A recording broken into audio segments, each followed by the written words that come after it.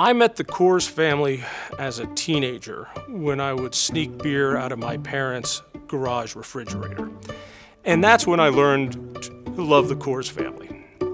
Not only that, but even when I was a kid, I would go around the neighborhood and I'd collect old cans, tin cans, and these newfangled aluminum cans. And then my father would drive me down to the Coors distribution warehouse, and I would give them to them, and they gave me cash. But it was Coors that made me realize the connection between, wait a second, working and I have $3 I didn't have before. Pete and Jeff remind me really of the American story. Alexis de Tocqueville came here, it was almost 200 years ago, and what he saw on the American frontier, Americans wanted to be equal, they wanted to have equal opportunity. Doesn't guarantee that the reward, but they wanted the equal opportunity. But secondly, that Americans would come together to solve problems locally. They would associate.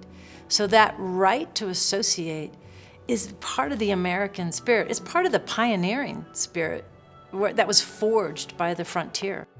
To understand Jeff and Pete, you need to understand Colorado.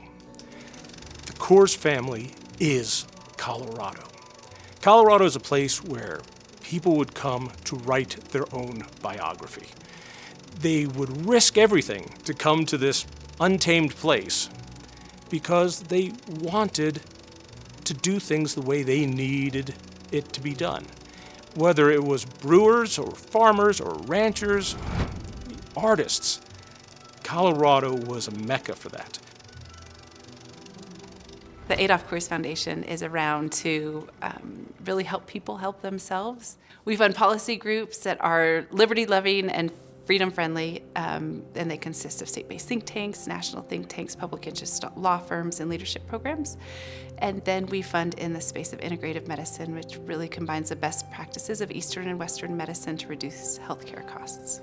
You know, to be honest with you, I didn't know the foundation existed growing up. I knew my parents were involved in a lot of philanthropic endeavors, so I saw their philanthropic activity often, but the foundation was a little bit of an unknown factor. It was something that we constantly saw, whether we knew we were doing philanthropy or not. It was just what was around us all the time. They do this for passion. They do it because they have a great sense of the future. They understand they are a big link in a chain that when it breaks, it will never be fixed. And they step up to that responsibility. They do so with joy and delight and with pleasure. I've never seen anything like it. The Coors family is so hyper-focused on the next generation. They're not chasing things that they want. Look at their investments. Their investments are all about Colorado's future and the nation's future. Junior achievement is all about self-sufficiency and the dignity of work. And the Coors Foundation, with their gifts, has enabled us to build that to reach more young people.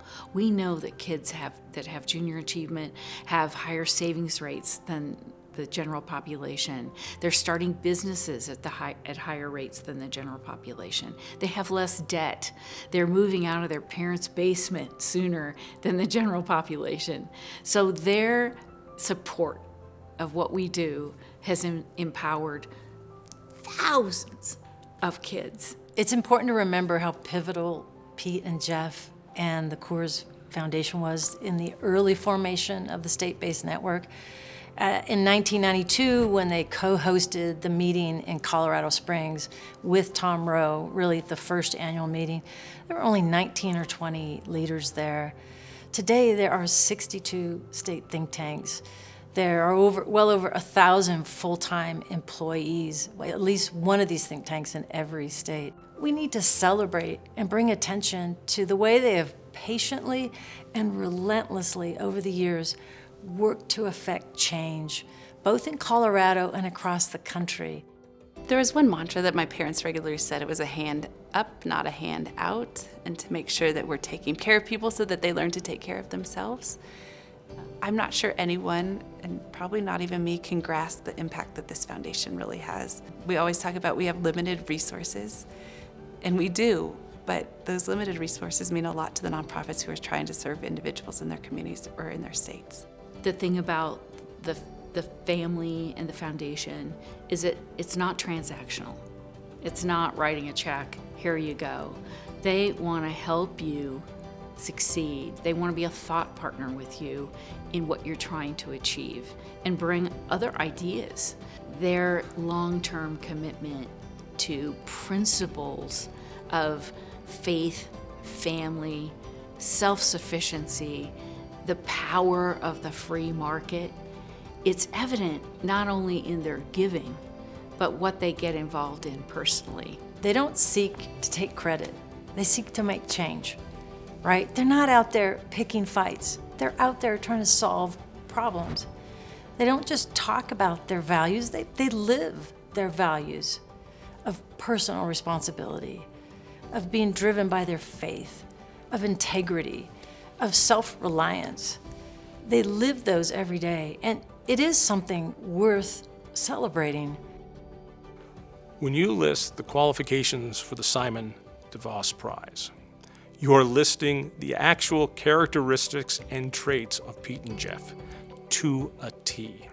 There are no two guys more worthy, and also I hate to say this because it's tough for me, they're just damn nice guys.